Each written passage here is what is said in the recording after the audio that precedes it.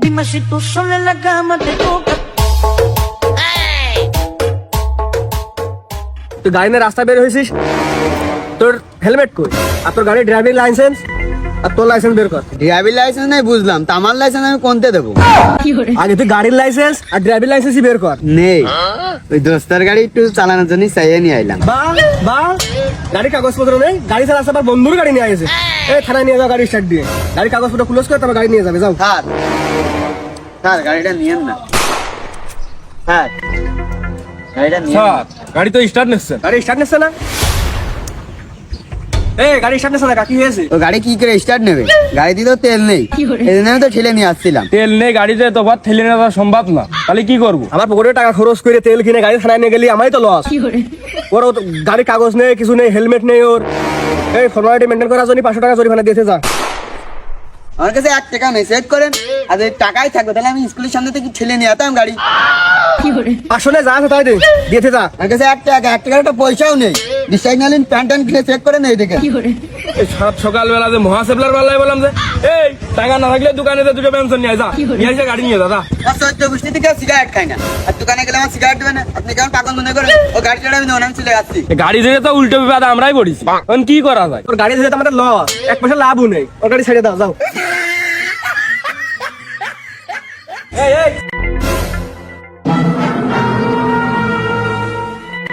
গাড়ির licence, driving licence, helmet.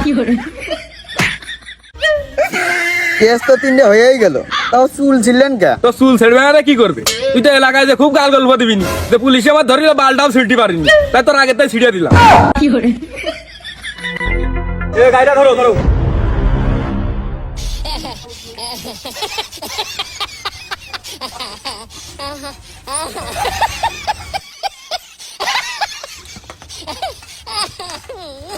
পানি না ফেলে তাহলে চল আর দেরি করার দরকার নেই, ওই সাহেবকে বাড়িতে সাহেবই ডেকে নিয়ে এখনই চলে যায়, আবার বেলা বেলায় চলে আসা যাবেন। তাহলে সাহেব কাকা আসসালামু আলাইকুম। ওয়ালাইকুম আসসালাম। ভাইস্তে ভালো সময় এসো, বসো বসো। তোমার চাচি ভালো তরকারি রান্নাছে, 4টে বসে খেয়ে নাও। বসো বসো। না চাচা খান, আপনি খান, এই তাড়াতাড়ি খেয়ে নে। হয় তো ভালো ছিল, কি সুন্দর সেন্ড করছে। সেন তো আমু ঠিক পাইছি, একবার খাতে গেছে কোনো যদি খাই তাহলে মনে করবেন সুইসু হাবাইতে। আর 2-1 কোক বেশি করে সাধুক, জোর করে খাতি কোক খাবা নেই।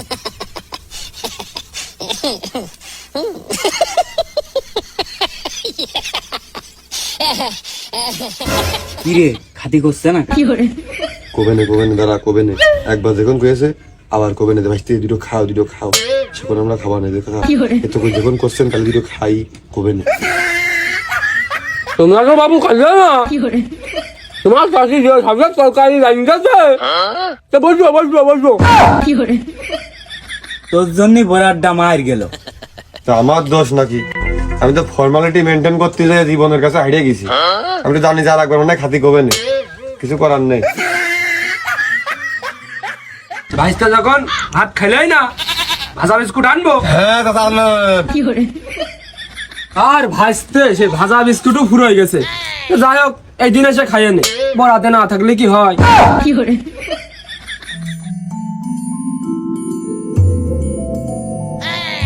কিরে কোথা যাবি? ওই আইলাম হচ্ছে স্কুলের সামনে। হ্যাঁ, তাই ভাবি আবার ফোন দিল গরু গোস্ত রেঞ্জেস বলে ভাবি, বুঝছিস? এখন শীতকাল কোথাও আইতে যাবে না, তাদের এসে খাইয়ে দাও। এই জন্য একটু দ্রুত করতেছি, গাড়ি মাড়ি দেখতেছি। তা আসলি ফোন টোন দিলি নে, তাহলে একটা বিড়ি মিড়ি খাওয়া। এই 20 টাকায় আছে, যা নিলাম সব করে দেখেছে ওই স্কুল গেটের সামনে। তুই ভালো করে জানিস 20 টাকা ভাড়া আমার বাড়ি যাতি হলি। তো বিড়ি আর কয় টাকাটা বিড়ি খাওয়া, কোনো লাইন ঘাট করে কোনো লাইন ঘাটি নাই, 20 টাকায় ভাড়া তুই ভালো করে জানিস। তারপর আবার খাওয়ার কথা বস, কি করে তুই? আচ্ছা তাহলে যা, ঠিক আছে, কপালটাই খারাপ।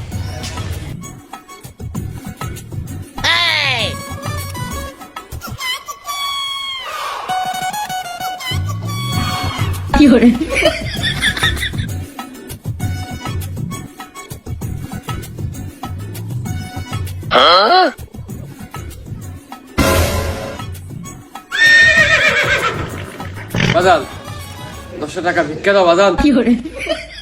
বাজাল এই ফকির টকিরি জ্বালাবেন তো। টাকা পয়সা কি ভাঙতি টাকা আছে? টাকা পয়সা কোনো ঘটনা না, টাকা ছেলে আসে আর যায়।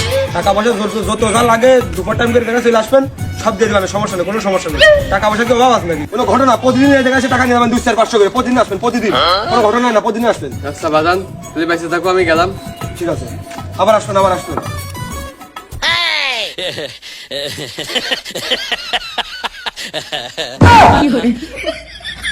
আমি কাজ জন্য সব করলাম, এত ফর্মালিটি মাথার যে আমি কি করলাম? এই বাড়ি যাবো কি করে, সে গরুর গোশ ওদিকে জমে গেল।